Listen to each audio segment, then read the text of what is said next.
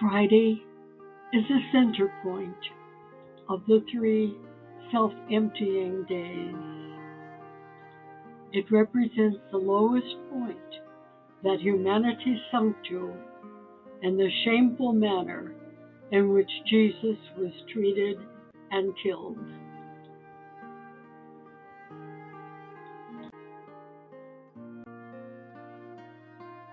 Jesus' sufferings were both psychological and physical.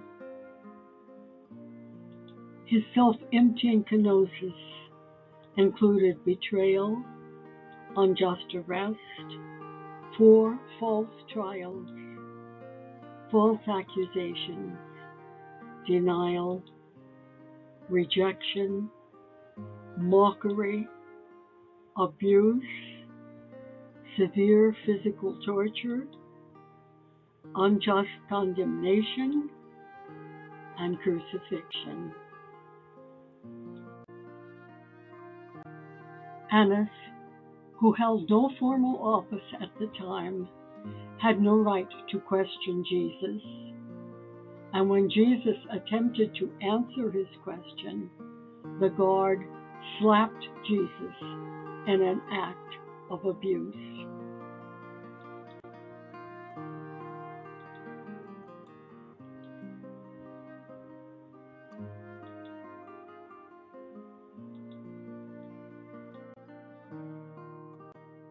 When Jesus was being shuffled back and forth during the night, Peter had crept close, trying to see what was happening. Caught off guard and in fear of his own life, he 3 times denied that he even knew Jesus, swearing to it. Jesus gave Peter a glance of pity, which pierced him to the heart. He went out and wept bitterly. Most of the great horrors that humans have inflicted on other humans have been done under a false pretense of justice. Hypocrisy is the worst of sins because it denies and compounds the injustice already done. The high priest and his chosen assembly which did as he wanted, condemned Jesus to death. But they had first to persuade Pilate to have it done. Jesus was sent to Pilate, who was basically a coward looking for a way out. He passed off Jesus' declaration of truth and allowed the conspiracy theory that Jesus wanted to take Caesar's place to stand. Justice was sacrificed to a lie.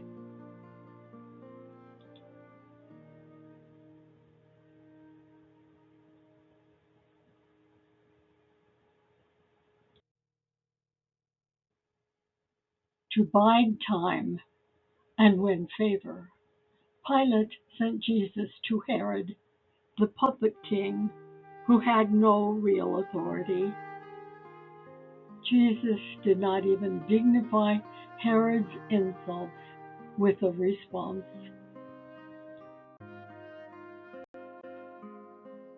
Pilate had Jesus beaten in an attempt to satisfy the angry Jewish leaders.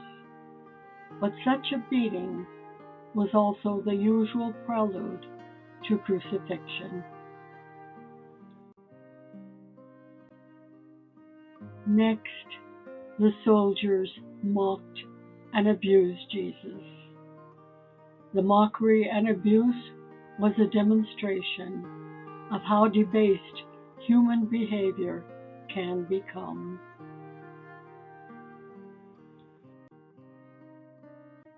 Pilate then paraded the beaten Jesus, crowned with thorns, before the Jewish leaders, who were incapable of any sympathy and demanded his death.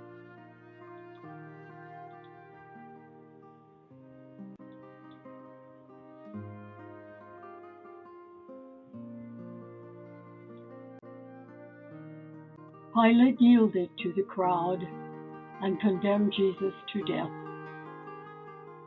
John, who was present in the crowd and followed Jesus every moment until his burial, tells us that Jesus went out carrying his own cross. It was a further humiliation for the criminal to have to carry the instrument of his own execution. Jesus was crucified on Golgotha in the middle of two other men to indicate that in the eyes of the law, he was just as fully a criminal, a sinner, as any they had put to death. Jesus had already lost so much blood and been through such devastating trauma that he did not last long on the cross. His last words were to his Father.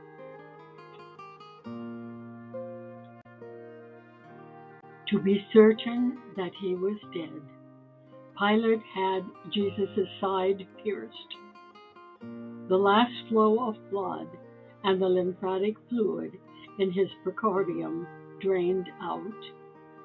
His body was totally drained.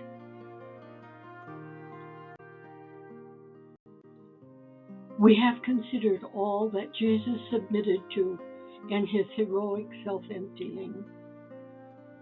We also need to ask, what did Jesus not surrender? First of all, he did not surrender his identity. Jesus said to the high priest, "From now on, you will see the Son of Man seated at the right hand of the power and coming on the clouds of heaven." The Son of Man represents the divine figure from the book of Daniel, and Jesus identifies himself as having that divinity.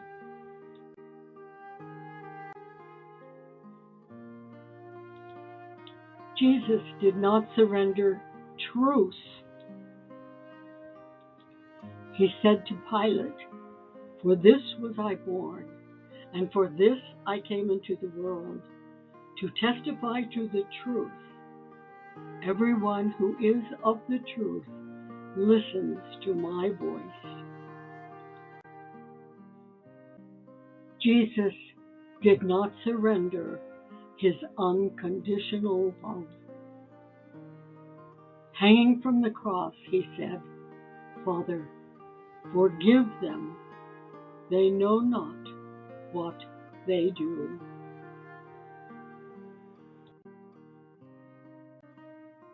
Jesus did not surrender his personal dignity.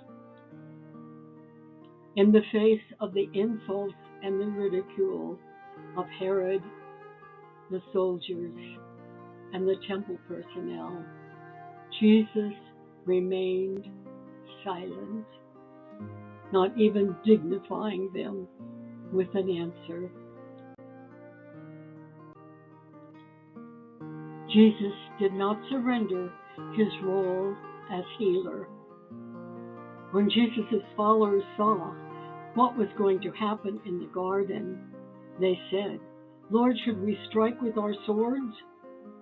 One of them, Simon Peter, struck the servant of the high priest and cut off his right ear. But Jesus answered, "No more of this." And he touched the man's ear and healed him. Jesus did not surrender his caregiving. Jesus said to the women, "Daughters of Jerusalem, do not weep for me. Weep instead for yourselves and for your children."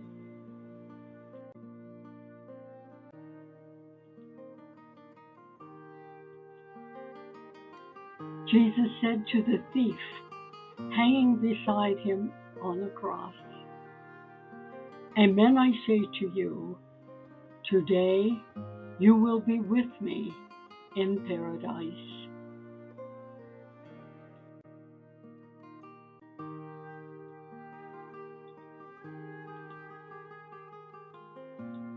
Jesus said to his mother, Behold your son. And to the beloved disciple, he said, Behold your mother.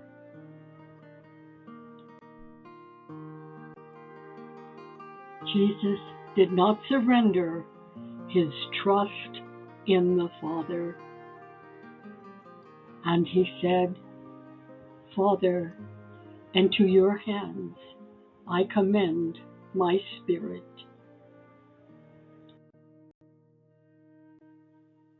Now, in the place he had been crucified, there was a garden, and in the garden a new tomb, in which no one had yet been buried. So they laid Jesus there, because of the Jewish preparation day, for the tomb was close by.